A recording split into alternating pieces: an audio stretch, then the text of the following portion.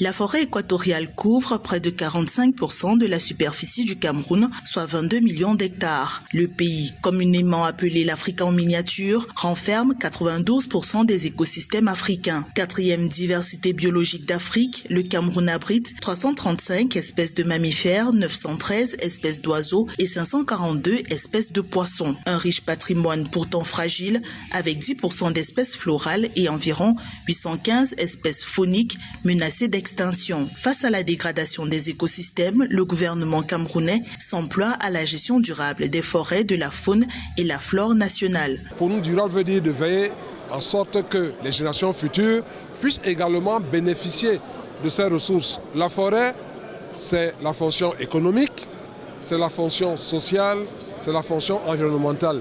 Au Cameroun, les changements climatiques affectent 70% de la population, principalement dans les régions côtières, dans le septentrion et dans la région de l'Ouest. Le pays a identifié l'augmentation du puits de carbone, la limitation de la déforestation et la dégradation des terres comme piliers du développement durable. Le Cameroun s'est engagé à réduire de 35% ses émissions de gaz à effet de serre d'ici 2030 en se concentrant sur l'agriculture, l'énergie, la foresterie ou encore l'écotourisme.